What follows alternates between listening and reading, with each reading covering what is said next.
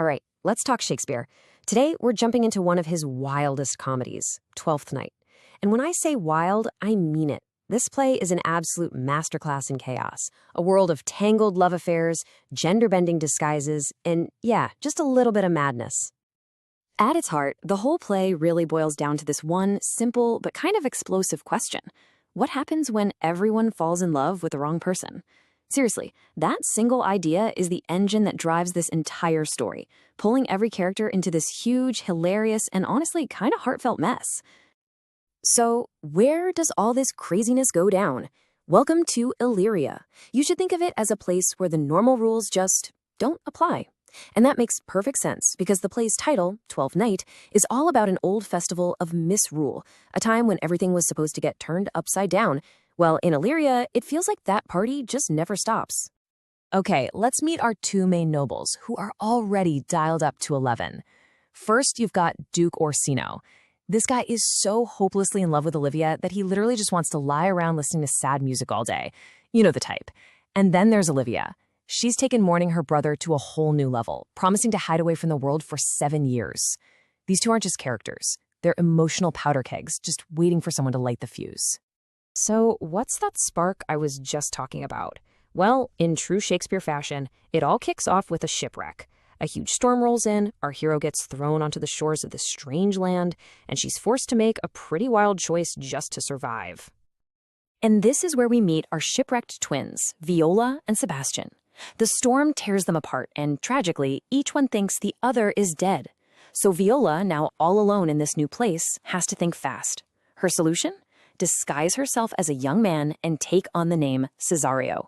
It's a move made out of pure desperation, but believe me, this one decision is about to turn all of Illyria completely upside down. And yeah, the problems start immediately. Viola, now living as the page boy Cesario, manages to get a job working for Duke Orsino. The only catch? She falls for him, like, instantly. So now our hero is stuck. She's in disguise as a guy, she's secretly in love with her boss, and her boss not only thinks she's a man, he's also completely hung up on another woman. What a mess. You see, Viola's disguise isn't just a personal problem. Nope, it sets off this massive chain reaction of confusion and desire. This is where we get the great Illyrian love triangle, and honestly, where love starts to look an awful lot like a form of madness. So it all starts with Orsino, right? He's so caught up in this whole performance of being in love with Olivia that he decides to send his charismatic new page, Cesario, to plead his case for him. He figures Cesario's charm is sure to work. The incredible irony here, he's literally sending the woman who is secretly in love with him to go woo someone else on his behalf. You can't make this stuff up. But here's where it gets really good. Olivia? She could not care less about Orsino's poetic messages. Instead, she is completely smitten with the messenger, Cesario. She falls for him hard and fast. She even says it's like catching the plague. It's that sudden and powerful. So now, she's fallen for Viola, who's in disguise. And poor Viola, she just sums up this whole impossible situation perfectly. She calls herself a poor monster because she's stuck in this knot that she has no idea how to untie.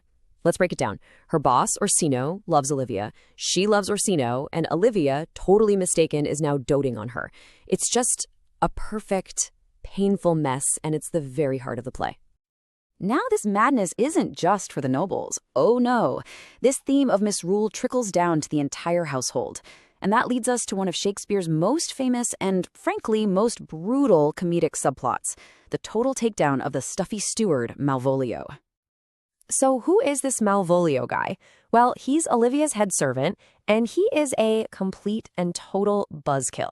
He's pompous, he thinks he's better than everyone else, and he absolutely hates it when people have fun, especially Olivia's rowdy uncle, Sir Toby. I mean, his name literally translates to ill will. So, yeah, he's basically the perfect target for a prank.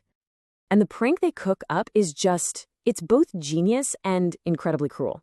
They fake a love letter, supposedly from Olivia, and they fill it with these vague compliments that Malvolio's huge ego just eats up. He's immediately convinced she's in love with him.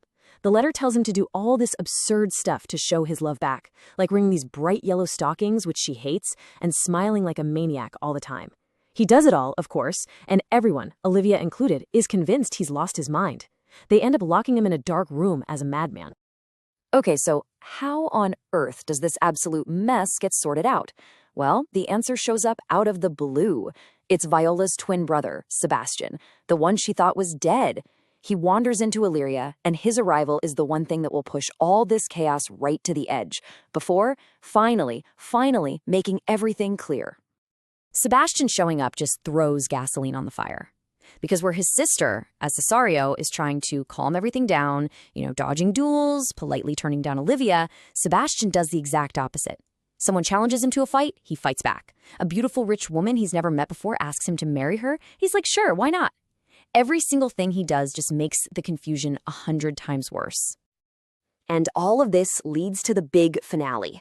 After all the mistaken duels and surprise marriage proposals, the moment finally happens.